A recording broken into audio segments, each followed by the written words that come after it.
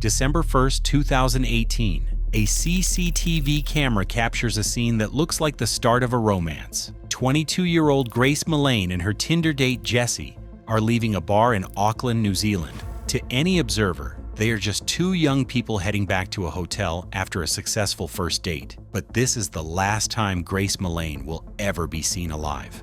By the next morning, Grace should be celebrating her birthday. Instead, her phone sits silent. No calls, no texts, no social media posts. She has, for all intents and purposes, vanished off the face of the earth. While her family panics thousands of miles away in England, Jesse is back on the CCTV, but he's no longer with Grace. He is alone, carrying cleaning supplies and a heavy, brand new suitcase. Inside that suitcase is a secret that will shock the nation. And even more chilling, the killer isn't hiding. He's already back on Tinder, meeting his next date.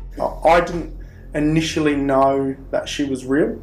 What do you mean? The clock resets to 5:37 p.m., December 1st. Grace, a backpacker nearing the end of her journey, leaves her hostel with a sense of adventure. Meanwhile, Jesse is at a local bar preparing. He isn't just nervous, he's drinking heavily, downing at least 4 beers before the date even begins. They meet in a crowded public space, a strategic choice by Grace to ensure her safety. It's a false sense of security. Jesse is patient. He follows her lead through a series of bars. A Mexican spot at 7:15, then the Bluestone Room at 8:30. At 8:54 p.m., they share their first kiss. It's here that Grace sends her final message to the world. She tells her friends the date is going amazingly well, that she just clicks with him. She thinks she's found a connection. She has no way of knowing she is walking into a trap. The next morning, the official version of Jesse's day begins. At 8 a.m., he enters the hotel elevator alone. He glances at the camera,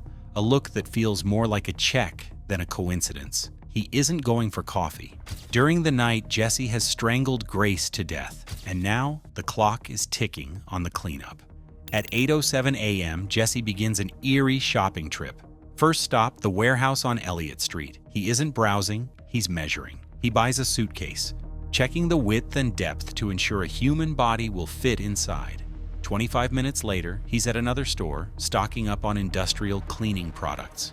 Then comes the most depraved moment of the narrative. While Grace's body lies in his apartment, Jesse prepares for another date. He wears the exact same clothes he wore during the murder. He meets a new girl at a bar, and the conversation takes a turn that is nothing short of terrifying. He asks her, allegedly, where the best place would be to hide a dead body from the police. Her instincts scream at her to leave. It's a decision that likely saves her life.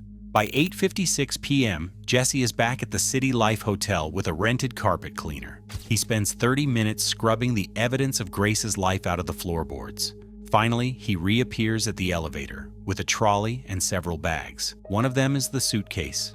It's heavy, visibly difficult to move.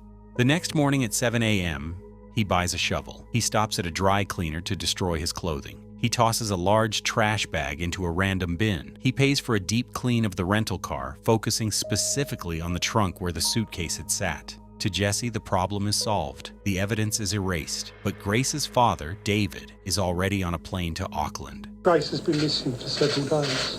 And as a family, we've been extremely concerned for her welfare. Anybody has seen, spoken to, or come into contact with Grace over the last few days, and to come forward and contact the investigation team. The plea goes unanswered, but the police are closing in.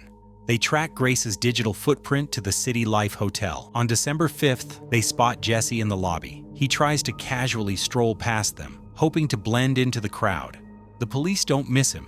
In the interrogation room, Jesse tries to play the average guy. He doesn't realize the police have already watched every frame of his shopping trip. Tell us about Grace. So I was talking to Grace on Tinder. We'd matched on Friday. I saw that we'd matched the next day on Saturday. The lies start small. He claims Grace was the one pushing for the date. I didn't initially know that she was real. What do you mean? Well, there's a lot of... So have you heard of catfish? So catfishing is where someone uses your profile or uses your photos and pretends to be you and then meets and you're a completely different person. So I thought, you know what, if I meet at Sky City, at least I know that there's lots of people around. So if it is someone that it's not, then I can just walk away. When the detective confronts him with his movements on Victoria Street, Jesse's composure begins to fracture. I go down Victoria Street, straight down to the bottom, and then hang a left, and I head towards the viaduct. You go to the viaduct a bit? Yeah. Yeah. Yep. You've kind of walked in a bit of a funny direction if you were planning to go to the viaduct. Well, it's the direction I normally go. Yeah. It's I mean, I'm just sort of saying, like, if you were planning to go to the viaduct. I normally go down Queen Street and then cross at the bottom of Queen Street, go through the containers, Yeah. and then walk along the wharf. Yeah. Is there a particular reason you were going to do that? I feel safer down that way. The detective pivots, turning the temperature up. He tells Jesse directly, Grace might be dead, and you might be the one who did it. We actually don't know if she's been murdered or not yet. She may be alive and well. Okay. But she might also be dead. Okay? And it could be that you've done it. Hey, I just want to ask a question. Am I being arrested for something I didn't do? You haven't been arrested, mate. Oh.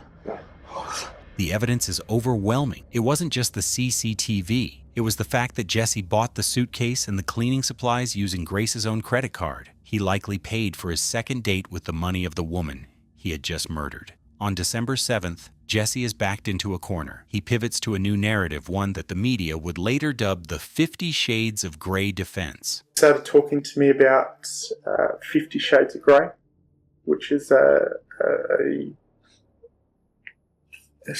fantasy. Started having sex.